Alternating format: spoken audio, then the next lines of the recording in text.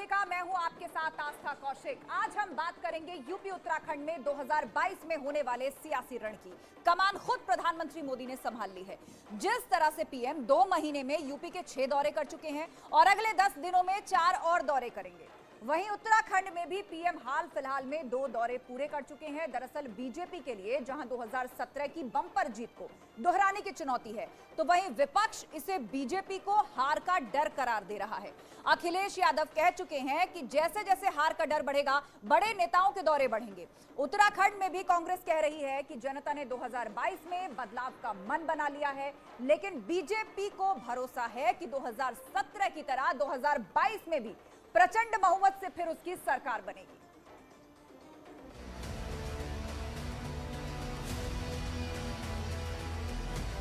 कि काशी का विकास पूरे देश के लिए विकास का एक रोडमैप बन सकता है। जैसे जैसे भारतीय जनता पार्टी को हार सताएगी, इस तरह का उत्तर प्रदेश में आप बड़े पैमाने पे बड़े नेताओं को आता हुआ देखेंगे।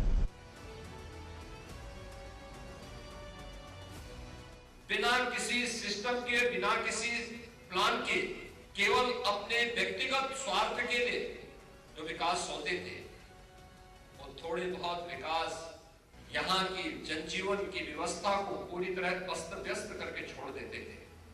दिक्कत, जिल्लत और किल्लत के अलावा कुछ नहीं दिया है।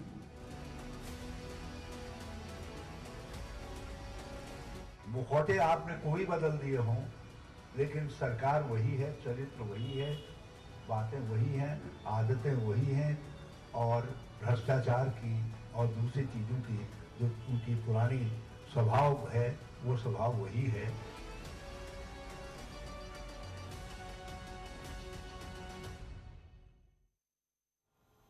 और इस पर चर्चा के लिए हमारे साथ गेस्ट पैनल जुड़ रहा है। सबसे पहले हम स्वागत करना चाहेंगे अभिषेक राय जी, प्रवक्ता है समाजवादी पार्टी के। थोड़ी देर में बीजेपी प्रवक्ता भी हमारे साथ जुड़ेंगे, कांग्रेस के प्रवक्ता भी हमारे साथ जुड़ेंगे। लेकिन अभिषेक राय जी, उनके पास नेता हैं, उनके पास करने के लिए, बातें दिखाने के लिए, विकास और दावे बहुत कुछ है, तो वो रैलियां कर रहे हैं, प्रचार कर रहे हैं। आप इसे इस तरह क्यों देख रहे हैं कि हार रहे हैं इसीलिए सीनियर लीडर मैदान में है? हमने तो बोला ना, अगर 4.5 साल योगी जी ने काम किया होता तो अपने विकास के नाम पे वोट मांगते। इन्हें कलकत्ता जाके कलकत्ता के पुल की फोटो खींच के अपने विकास का मॉडल बताने की जरूरत कहाँ थी, या अमेरिका की कंपनी की बताने की जरूरत कहाँ थी? तो एकदम स्पष्ट है कि इन्होंने कुछ काम नहीं किया। अब चुनाव आ गए हैं तो इनको प्रभु भी याद आ रहे हैं। आप बता दें, आज संजय निषाद के साथ अमित शाह जी रैली कर रहे हैं, और संजय निषाद ने कैसा विवादित बयान दिया प्रभु राम के जन्म पे। तो जो रामराज लाने की बात कर रहे हैं और जो प्रभु राम के खिलाफ अपशब्द बोल रहे हैं, उन्हीं के साथ सिर्फ राजनीतिक फायदे के लिए, सिर्फ सत्ता जीतने के लिए इन्होंने उनसे गठबंधन कर रखा है। तो सबको पता है कौन चुनाव जीवी है, ये इवेंट मैनेजमेंट करते हैं। ठीक है, आप गठबंधन की बात कर रहे हैं, तो चुनावी मौसम में कई बार विपरीत धुरी वाले भी लोग साथ आते हैं। बसपा और सपा का भी गठबंधन रहा है, सबकी अपनी रणनीति होती है। लेकिन जो सवाल आपने उठाए हैं कि विकास के नाम पर गिनाने को कुछ नहीं है, रुक करेंगे नेहा जोशी का। हमारे साथ भाजपा प्रवक्ता जुड़ गई है। नेहा जोशी जी, आरोप यही कि ये बड़े बड़े नेताओं का जो जमावड़ा लग रहा है, प्रधानमंत्री मोदी को फ्रंट फुट पर आकर प्रचार की जिम्मेदारी लेनी पड़ रही है, क्या वो इसलिए कि कोई कामकाज नहीं हुआ है?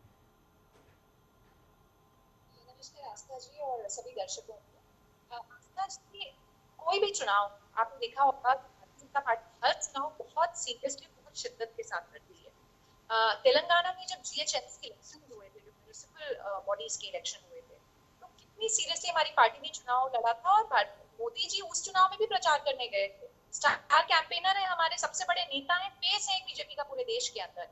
नड्डा जी जब जम्मू कश्मीर में डीडीएमसी के चुनाव हो रहे थे, वहां म्युनिसिपल बॉडीज के, वहां चुनाव प्रचार करने गए थे।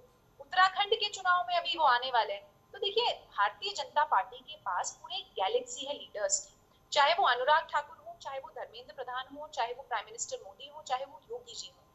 इन सारे नेताओं की संगठन के कार्यकर्ता के रूप में भी जिम्मेदारी होती है कि अपनी पार्टी का प्रचार प्रसार करें। तो जो हमने पिछले 5 सालों में पूरे प्रदेश की जनता का आशीर्वाद कमाया है अपने काम के द्वारा, उसको संजोने का काम, समेटने का काम हमारे ये बड़े नेता और बड़े चेहरे कर रहे हैं। अब इनके पास ना चेहरे हैं ना मुद्दे हैं, तो ऑब्वियसली अब आके ये बेकार के मुद्दे उठाएंगे और इनको डिबेट का विषय बनाएंगे। बिल्कुल बिल्कुल। तो भाजपा कह रही है कि हमारे पास तो Galaxy of big leaders, big leadership मौजूद है, तो एक एक करके अपने अपने चाहे जिस भी राज्य में चुनाव हो वो चुनाव प्रचार में उतरते ही हैं। बहरहाल आपको सीधे लिए चलते हैं इस वक्त लखनऊ, जहां पर निषाद पार्टी के साथ जो भाजपा की रैली हो रही है उसमें मुख्यमंत्री योगी आदित्यनाथ कुछ कह रहे हैं। स्वागत करता हूं, अभिनंदन करता हूं। भाइयों बहनों, माननीय अमित शाह जी ने 2013 में जब उत्तर प्रदेश के प्रभारी के रूप में उत्तर प्रदेश का प्रवास प्रारंभ किया था, तो उस समय लोगों को लगता था कि क्या भारतीय जनता पार्टी लोकसभा चुनाव में सीट पा पाएगी। लेकिन आपने देखा होगा कि उस समय गुजरात के मुख्यमंत्री और भारतीय जनता पार्टी के आज के प्रधानमंत्री के रूप में माननीय मोदी जी के नेतृत्व में 2014 में उत्तर प्रदेश में भारतीय जनता पार्टी ने अपने सहयोगी दलों के साथ 73 सीटों पर माननीय से अमित शाह जी की रणनीति के तहत जिन कार्यक्रमों को आगे बढ़ाया था, भारी सफलता प्राप्त की। 2017 में भी सफलता का एक क्रम चलता रहा। 2019 में तो मात्र निषाद पार्टी ही भारतीय जनता पार्टी की सहयोगी पार्टी थी, और उस समय दुनिया का सबसे बड़ा गठबंधन बुआ और बबुआ का गठबंधन भी बन गया था। लेकिन भारतीय जनता पार्टी और निषाद पार्टी के गठबंधन ने इस महागठबंधन को पूरी तरह ध्वस्त करके उत्तर प्रदेश में पुनः माननीय से अमित शाह जी की रणनीति के तहत भारी बहुमत प्राप्त किया था। भाइयों बहनों, आपने देखा होगा प्रधानमंत्री मोदी जी के नेतृत्व में 2014 से लेकर के अब तक जो कहा सो करके दिखा दिया। कौन ऐसा भारतीय होगा जो भारत की सुरक्षा के प्रति जागरूक न होगा। आपने देखा होगा कांग्रेस ने, सपा बसपा ने कभी भी देश की सुरक्षा के मुद्दे को गंभीरता से नहीं लिया, आतंकवाद के मुद्दे को गंभीरता से नहीं लिया। पहली बार देखने को मिला है जब प्रधानमंत्री मोदी जी ने 2014 में देश की बागडोर संभाली, तो दुश्मन देशों को आंख से आंख बात करने के लिए और उन सभी देशों को कि भारत की सीमा का अतिक्रमण करने का किसी ने दुस्साहस किया, तो मुंहतोड़ जवाब देने का जज्बा भी भारत का आज देखते हुए बन रहा है पूरे देश और दुनिया के अंदर। और यही नहीं, कश्मीर में धारा 370 भी हट गई है। आतंकवाद की सबसे बड़ी जड़ थी देश के अंदर, आज धारा 370 समाप्त। और भाइयों बहनों, देश और दुनिया का कौन ऐसा निषाद समुदाय का अनुयायी होगा जो प्रभु श्री राम के प्रति श्रद्धा का भाव न व्यक्त करता होगा। याद करिए जब भगवान राम को 14 वर्षों का वनवास मिला था, तो सबसे पहले भगवान राम की अगवानी और भगवान राम का विश्वस्त मित्र बन करके जिन्होंने कहा था हे राम, आपको अयोध्या से निकाला गया होगा, मेरा जो श्रृंगवेरपुर का राज्य है आप इसका राज करिए, मैं आपके साथ खड़ा हूं। और निषाद राज ही थे, वे आपके पूर्वज ही थे। और इसीलिए मैं कहता हूं कि कोई भी निषाद, भारत का निषाद समुदाय का अनुयायी कोई भी होगा, वह सबसे अधिक प्रसन्न हुआ होगा जिस दिन प्रधानमंत्री मोदी जी ने अयोध्या में भगवान राम के भव्य मंदिर का शिलान्यास किया था। सबसे अधिक प्रसन्नता कहीं थी और इसीलिए हमारी सरकार ने तय किया। मुझे बार बार प्रधानमंत्री जी भी और माननीय गृह मंत्री जी भी इस बात को कहते थे कि भगवान राम का मंदिर विवादित स्थल पर लोगों ने उस स्थल को विवादित करने का प्रयास किया था। हम लोगों ने लड़ाई जीती है। आज वहां पर भगवान राम के मंदिर के लिए बनाए गए ट्रस्ट के माध्यम से भव्य मंदिर का निर्माण हो रहा है।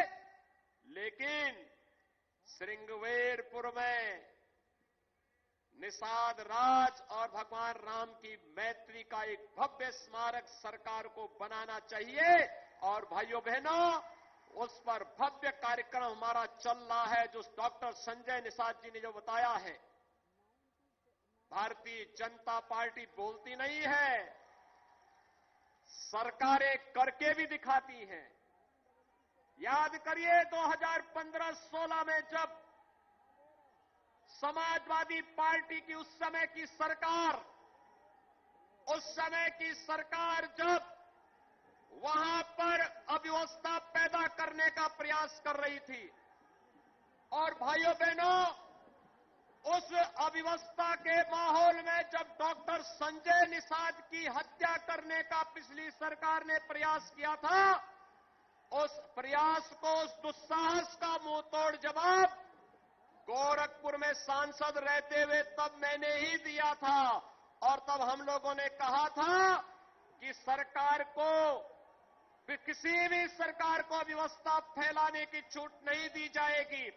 और भाइयों बहनों, डॉक्टर संजय निषाद को मेडिकल कॉलेज में, जेल से मेडिकल कॉलेज में भर्ती करवाने का मामला रहा हो या उन्हें न्याय दिलाने का कार्य पूरी प्रमुखता के साथ अगर इस कार्यक्रम को आगे बढ़ाने का कार्य किया था तो भारतीय जनता पार्टी ने उस समय भी किया था। और आज इसीलिए एक बार फिर से हम लोग आपके बीच आए आपसे कहने के लिए, भारतीय जनता पार्टी जो कहती है सो करके दिखाती है। और भारतीय जनता पार्टी और निषाद पार्टी का यह गठबंधन इस बात को लेकर के एक बार फिर से आपके पास आया है आपसे कहने के लिए। हम लोग केवल कहते नहीं, याद करिए निषाद समुदाय को ग्रामीण क्षेत्र में मछली का पट्टा दिलाने की कार्रवाई किसी ने की थी तो 1991 में माननीय श्री कल्याण सिंह जी ने किया था। और कल्याण सिंह जी से चली आ रही वो प्रथा आज भी हमारी सरकार ने बरकरार रखा। सपा बसपा की सरकार ने इसको बंद करने का प्रयास किया था, लेकिन हमारी सरकार ने उसको फिर से बहाल किया है। और आज यही हम कहने के लिए आए हैं कि भाइयों बहनों, जब भारतीय जनता पार्टी और निषाद पार्टी का एक गठबंधन मजबूती के साथ इस कार्यक्रम को आगे बढ़ाने का कार्य कर रहा है तो स्वाभाविक रूप से सपा बसपा कांग्रेस को पीड़ा होनी स्वाभाविक है, क्योंकि अत्याचार और अन्याय इन लोगों ने किया था। ये आगे भी इस प्रकार का कुत्सित प्रयास करेंगे, लेकिन हम सबको मिलकर के एक बार फिर से भारतीय जनता पार्टी के नेतृत्व में सरकार बनाने के लिए पूरी मजबूती के साथ कार्य करना होगा। इस विश्वास के साथ मैं एक बार फिर से आप सबको आश्वस्त करता हूं कि उत्तर प्रदेश के अंदर अन्याय किसी के साथ नहीं होगा, शोषण किसी का नहीं होगा, लेकिन जो माफिया और पेशेवर अपराधी सत्ता का संरक्षण प्राप्त करके अराजकता पैदा करते थे, उनके खिलाफ सरकार का बुलडोजर इसी प्रकार से चलता रहेगा। ये कहते हुए मैं एक बार फिर से आज के इस कार्यक्रम में माननीय गृह मंत्री जी का हृदय से स्वागत और अभिनंदन करता हूं। डॉक्टर संजय निषाद जी को हृदय से एक सफल आयोजन के लिए बधाई देता हूं। धन्यवाद। जय जय श्री राम, जय जय श्री राम। बोले जय श्री राम। भारतीय जनता पार्टी जिंदाबाद, निषाद पार्टी जिंदाबाद।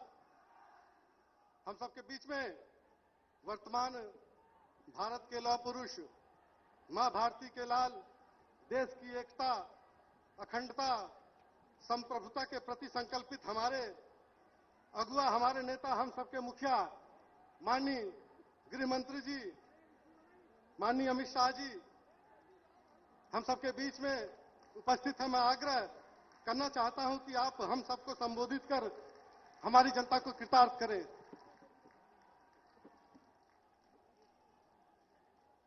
मेरे साथ बोलिए जय श्री राम। अरे भाई, राम भक्तों की सभा है, ऐसी आवाज होगी क्या? यहां से देश भर में आवाज जानी चाहिए कि आज लखनऊ में राम भक्त निषादों का जमावड़ा हुआ है। मेरे साथ दोनों हाथ ऊपर उठाइए, बजरंग बली की मुट्ठी भींचिए और प्रचंड आवाज से बोलिए जय श्री राम,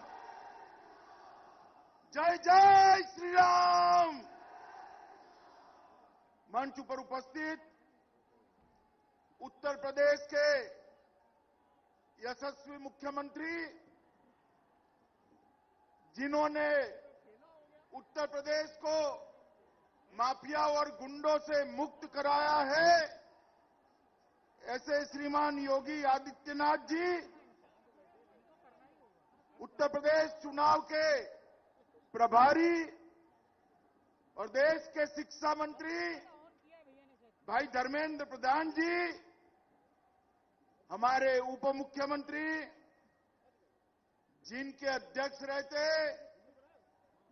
यूपी में 300 सीटों के साथ भारतीय जनता पार्टी की सरकार बनी थी, ऐसे श्री केशव प्रसाद मौर्य जी, हमारे प्रदेश अध्यक्ष स्वतंत्र देव सिंह जी, आज जिनके बुलावे पर मैं इस विशाल रैली में आया हूं, ऐसे निषाद पार्टी के अध्यक्ष डॉक्टर संजय निषाद जी, निषाद समाज की ही नेत्री साध्वी निरंजन ज्योति जी, श्री सिद्धार्थनाथ सिंह जी, श्री जयप्रकाश निषाद जी, श्रीमती संगीता बलवंत बिन जी, रमेश बिन जी, राजू भैया, श्री जयप्रकाश निषाद जी, श्री प्रवीण निषाद जी, श्री बाबूराम निषाद जी, नरेंद्र कुमार कश्यप जी, और आज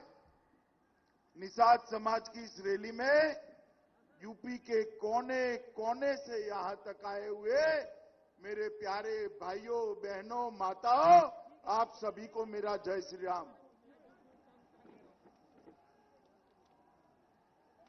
मित्रों, आज यहां मैं आया हूं तब निषाद समाज के आराध्य श्रृंगवेरपुर के राजा निषाद राज को प्रणाम कर कर मैं मेरी बात की शुरुआत करना चाहता हूं।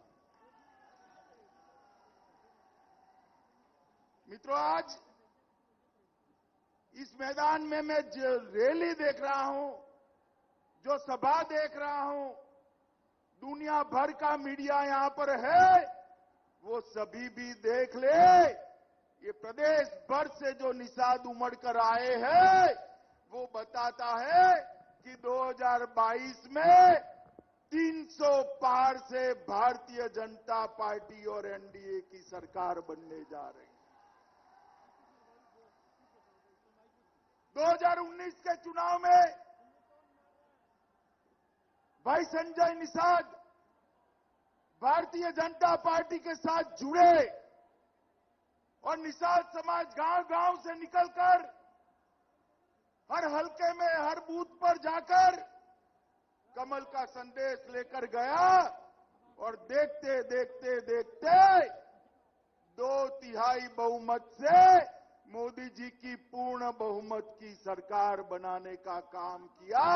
ये निषाद समाज और भारतीय जनता पार्टी के गठबंधन से हुआ था।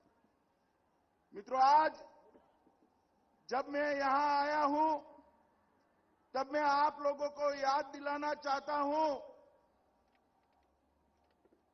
कि रामचरितमानस में गोस्वामी तुलसीदास जी ने कहा था कि जब प्रभु श्री राम और मां सीता को भूमि पर सोता देखा तब निषाद राज की आंखों से अश्रु की धारा बह चुकी थी। और हम सब ने इस जमाने में भी सालों तक हमारे आराध्य प्रभु श्री राम को तिरपाल के मंदिर में देखा है। देखा है या नहीं देखा है? जोर से बोलिए, देखा है या नहीं देखा है? इतने सालों तक प्रभु श्री राम का मंदिर बनने से किसने रोका? आप सभी को मालूम है, मुझे भी मालूम है। मगर अब जब मोदी जी की सरकार आपने 2/3 बहुमत से बनाई, पूर्ण बहुमत से बनाई, मोदी जी ने कुछ ही समय पहले आकाश से भी ऊंचे गगनचुंबी प्रभु श्री राम के मंदिर की नींव डालने का काम किया है, नींव डालने का काम किया है।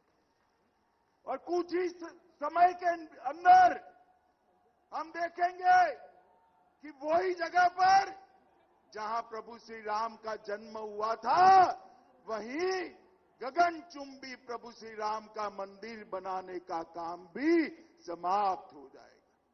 मित्रों, जब मोदी जी सरकार बनी, मोदी जी ने कहा था कि मेरी सरकार गरीबों को, पिछड़ों को, दलितों को, आदिवासियों को समर्पित रहेंगे।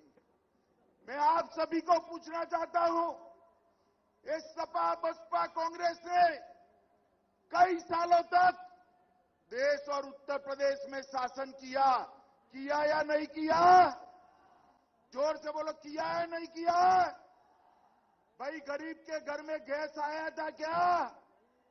जोर से बोलो, आया था क्या? गैस किसने पहुंचाया? मोदी जी ने पहुंचाया नहीं पहुंचाया? बोलो, किसने पहुंचाया? हर घर में शौचालय किसने पहुंचाया? हर गरीब को घर किसने दिया? हर गरीब के घर में पीने का पानी कौन पहुंचा रहा है? हर गरीब के घर में 5 लाख रुपए का स्वास्थ्य का कार्ड देने का काम किसने किया? भाई, ये सारे काम गरीबों के हुए तो निषाद समाज के हुए या नहीं हुए? जोर से बोलो, हुए या नहीं हुए? मित्रों, यहां जो सरकारें चली, सपा बसपा सपा, इन्होंने जो भी आया अपनी जाति का काम किया। निषाद समाज का काम किया क्या? और अन्य पिछड़ी जातियों का काम किया क्या? सभी पिछड़ी जातियों का, सभी गरीबों का काम करने का लक्ष्य मोदी जी का था और उन्होंने इसको पूरा किया।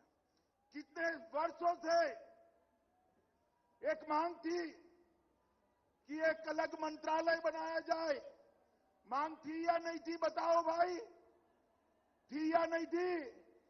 अलग मंत्रालय नहीं बनाया जाता था।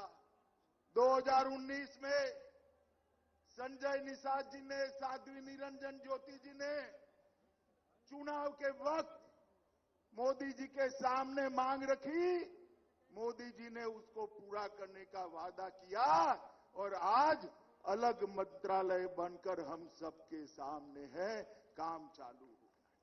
ढेर सारी योजनाएं, 20,000 करोड़ से ज्यादा रुपए की योजनाएं उसके माध्यम से आई। ये समाजवादी पार्टी, ये बहुजनवादी समाजवादी पार्टी, ये कहते हैं कि हम पिछड़ों के लिए काम करते हैं। इन्होंने कांग्रेस का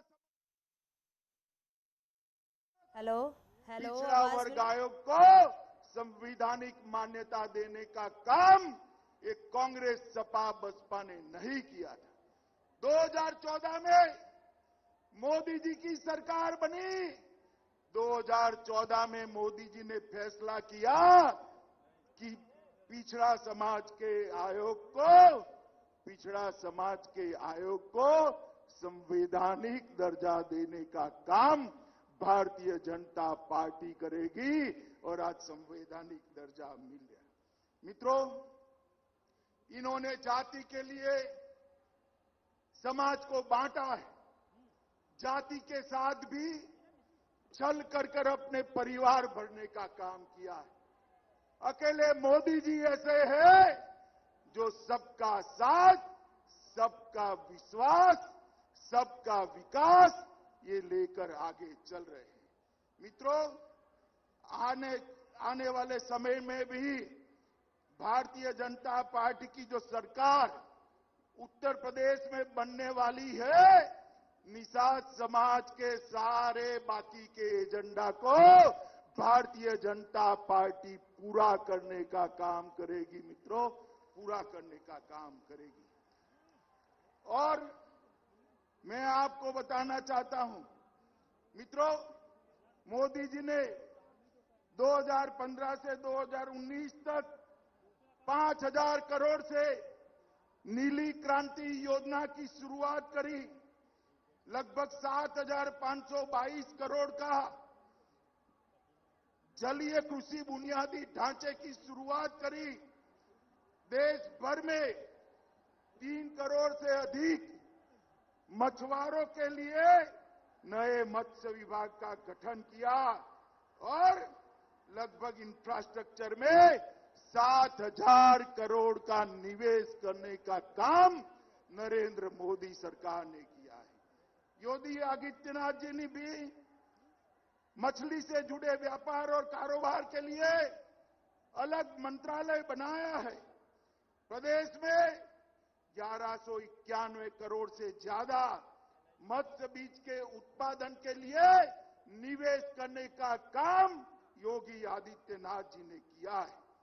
5900 से ज्यादा मछुआरों को क्रेडिट कार्ड मिल गया है और बाकी सारों को 1 साल के अंदर क्रेडिट कार्ड देने का काम भारतीय जनता पार्टी की सरकार करी। पोखरों के पट्टे आवंटन की व्यवस्था करी है। इसके साथ साथ आज मैं बताना चाहता हूं, योगी जी ने सबसे बड़ा काम किया है, उत्तर प्रदेश से माफियाओं को और गुंडों को उखाड़ कर फेंक देने का काम किया है।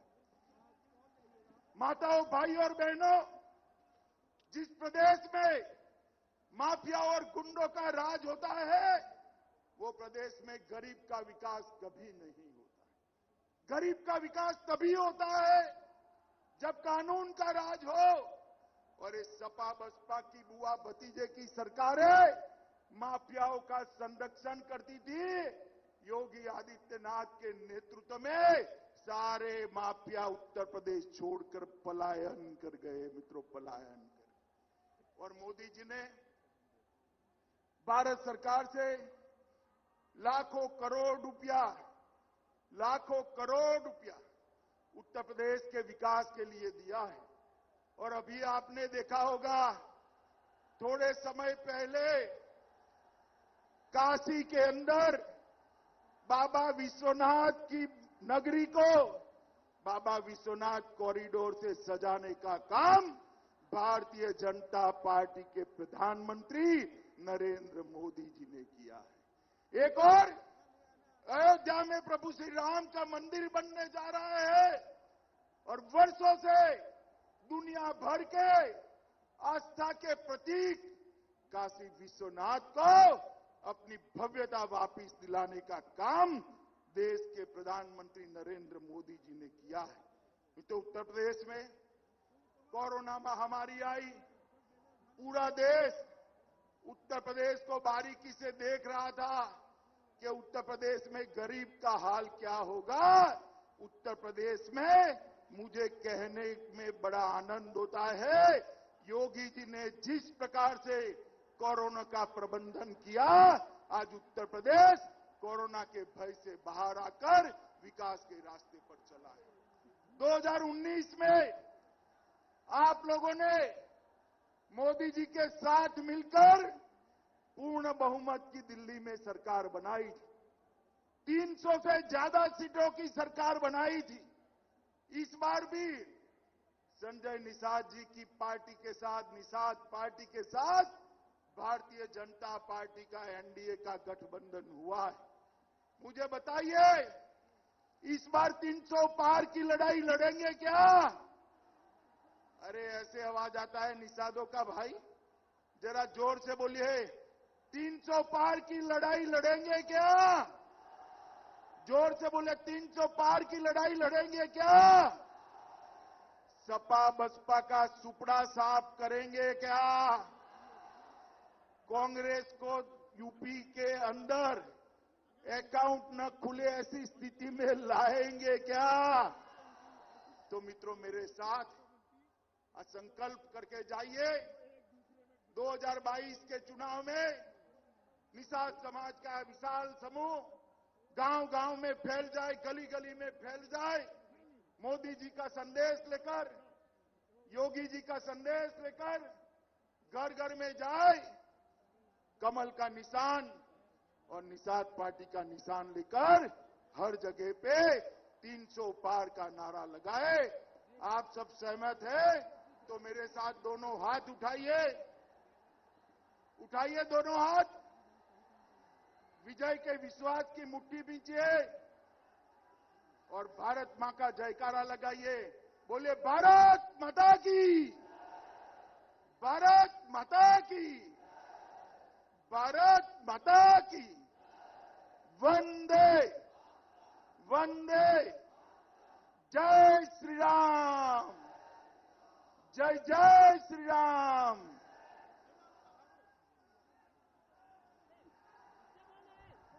आप सभी लोग जोरदार तालियों से माननीय गृह मंत्री जी का स्वागत एवं अभिनंदन करें। जय जय श्री राम, जय जय निषाद राज, जय निषाद राज।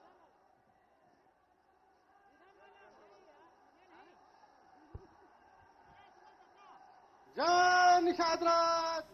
तो ये मंच की तस्वीर आप देख रहे हैं जहां पर गृह मंत्री अमित शाह ने अपना संबोधन दिया। उसके बाद जाते हुए ये तस्वीर आपको लखनऊ की दिखा रही है जहां पर अमित शाह ने रैली को संबोधित किया। यूपी में 300 के पार की लड़ाई, बीजेपी निषाद पार्टी की ये संयुक्त रैली, जिसमें अमित शाह ने तमाम बड़ी बातें कही हैं कि केंद्र सरकार की तरफ से क्या योजनाएं चलाई गई, उसका लाभ कैसे मिल रहा है, यूपी सरकार की तरफ से जो योजनाएं चलाई गई उसका जनता को लाभ मिल रहा है, पिछड़े वर्ग को आगे आने की मुहिम, पिछड़े वर्ग को दबदबे की कोशिश, और इसके साथ ही मिशन 2022 को लेकर लगातार रैलियां की जा रही हैं। अमित शाह आपको बता दें कि लखनऊ के दौरे पर है और ये मंच की तस्वीर आप देख रहे हैं। निषाद समाज के लोगों की भारी भीड़ देखने को मिली है। तो बीजेपी निषाद समाज की ये रैली, बीजेपी निषाद पार्टी की संयुक्त रैली जिसे आप देख रहे थे, अमित शाह की बड़ी बातें, निषाद समाज ने 2019 में सरकार बनवाई, राम मंदिर बनने से किसने रोका सबको पता है, ये सभा राम भक्तों की सभा है, ये बड़ी बातें हम आपको बता रहे हैं। योगी ने यूपी को गुंडों से मुक्त कराया है, 300 सीटों के साथ फिर से सरकार बनेगी। निषाद समाज ने 2019 में सरकार बनवाई। तो ये बड़ी बातें जो अभी गृह मंत्री अमित शाह ने अपने रैली के दौरान लोगों को संबोधित करते वक्त कहा है। पिछली सरकारों ने गरीबों के लिए कुछ नहीं किया, आज गरीबों को घर, अनाज और इलाज मिल रहा है। किसी ने भी निषाद समाज के लिए कुछ भी नहीं किया है। मछली से जुड़े कारोबार के लिए अलग मंत्रालय बना। योगी सरकार ने निषाद समाज के लिए बहुत काम किया है। पिछली सरकारों ने गरीबों के लिए कोई काम नहीं किया, कुछ भी नहीं किया है। और आज योगी सरकार की तरफ से क्या कुछ गरीबों को मिल रहा है, इसका यहाँ पर जिक्र किया गया। मछली से जुड़े कारोबार के लिए अलग मंत्रालय बनाया गया। योगी सरकार ने निषाद समाज के लिए जो काम किए हैं उसके बारे में भी यहां पर गृह मंत्री अमित शाह ने बताया। तो लखनऊ में निषाद समाज की रैली में केंद्रीय गृह मंत्री अमित शाह ने डिप्टी सीएम केशव मौर्य की जबरदस्त तारीफ की है। शाह ने कहा है कि 2017 में केशव मौर्य के प्रदेश अध्यक्ष रहते बीजेपी ने यूपी में 300 से ज्यादा सीटें जीती। तो डिप्टी सीएम की जमकर तारीफ भी यहां पर की गई है। 2017 में जो जीत हुई उसको भी यहां पर कहा गया।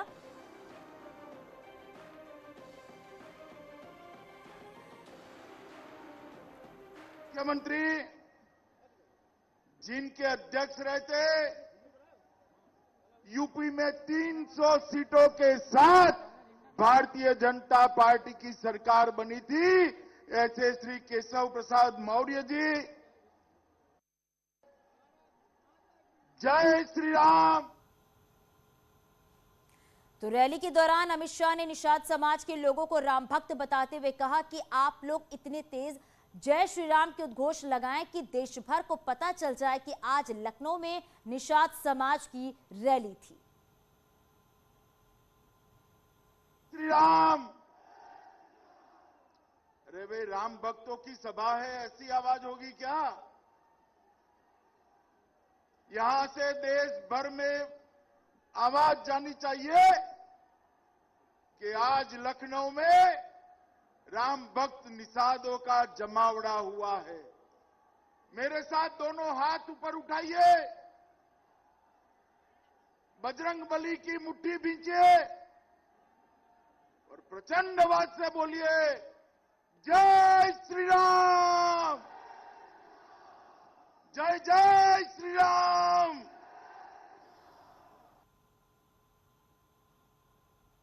तो कांग्रेस की गढ़ रायबरेली में अखिलेश की विजय रथ यात्रा जारी है। न्यूज 18 से बातचीत में अखिलेश यादव ने बीजेपी सरकार पर जमकर हमला किया। अखिलेश यादव ने कहा कि 4.5 साल से जनता निराश है। बीजेपी ने जनता से झूठे वादे किए, बीजेपी ने एक भी वादा पूरा नहीं किया। विजय रथ लगातार चल रहा है। ये 23वां जिला है रायबरेली में, जहां पर रथ जहां से गुजर रहा है। सर, रथ यात्रा की शुरुआत आज आपने एक विशेष जगह से की है। कहां आप गए थे आज जहां से रथ यात्रा शुरू हुई है? देखिए, रास्ते में जब शुरुआत हुई टोल से, तो सबसे पहले वहाँ भगवान हनुमान जी, उनका एक बड़ा मंदिर था। वहाँ के पुजारी और उनके परिवार के लोग वहाँ बाहर खड़े थे। उनके बुलाने पर भगवान हनुमान जी का मैंने दर्शन किया और आशीर्वाद भी मांगा कि उत्तर प्रदेश खुशहाली के रास्ते पे जाए, तरक्की के रास्ते पे जाए, और जो सरकारें जनता से झूठ बोलें उन सरकारों का सफाया हो। आज अमित शाह भी हैं सर, मुख्यमंत्री, डिप्टी सीएम, तमाम लोग हैं लखनऊ में। किस तरह से देखते हैं सर इस आज के आयोजन में जो लखनऊ हो रहा है? देखिए, चुनाव जैसे जैसे करीब आएगा और उत्तर प्रदेश की हार सताएगी, तो भारतीय जनता पार्टी के बड़े बड़े नेता आपको उत्तर प्रदेश में ही दिखाई देंगे। ये हार का जो डर है, उसकी वजह से वो भारतीय जनता पार्टी के दौरे और उनके नेताओं की संख्या उत्तर प्रदेश में बढ़ जाएगी। दिक्कत, किल्लत और जिल्लत, 3 शब्दों का आपने इस्तेमाल किया सर। इसको एलिब्रेट करें तो इसके क्या मायने हैं? तो आज जनता के सामने दिक्कतें पैदा की भारतीय जनता पार्टी ने, और हर चीज की किल्लत दिखाई दे रही है। न नौकरी, न रोजगार, न खाद, न पानी, न कुछ। बिजली भी महंगी, बिल भी आ रहे डबल ट्रिपल।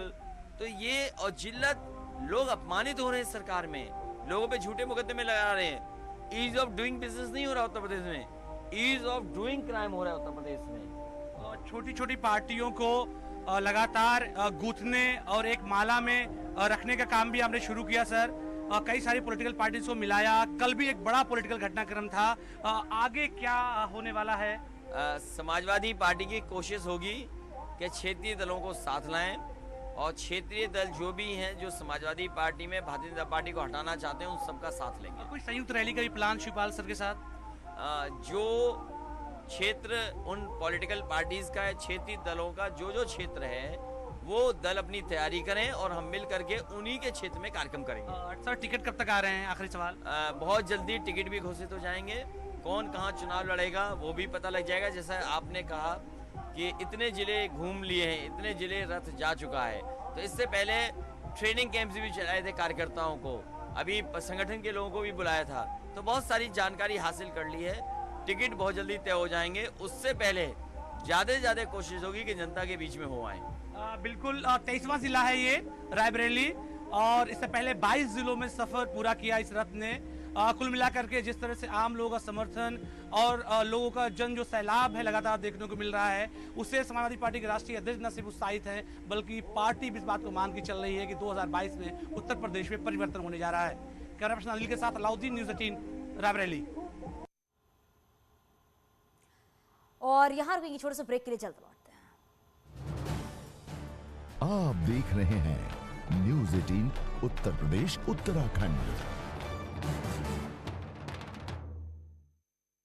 आगरा के खेड़ा राठौर इलाके में पानी के विवाद में दिन दहाड़े 2 लोगों की हत्या, मौके पर भारी पुलिस बल तैनात।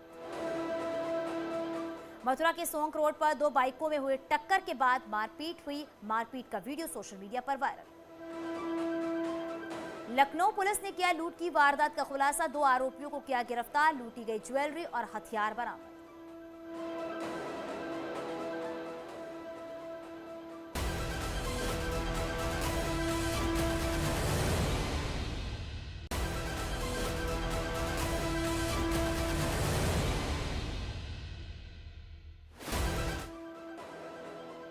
अखिलेश और शिवपाल के बीच हुई मुलाकात के बाद एसपी और पीएसपीएल में गठबंधन की बात तय हुई। अखिलेश ने ट्वीट कर दी जानकारी। अखिलेश यादव ने कहा, क्षेत्रीय दलों को साथ लेने की नीति सपा को निरंतर मजबूत कर रही है और ये नीति सपा और सहयोगियों को ऐतिहासिक जीत की ओर ले जा रही है।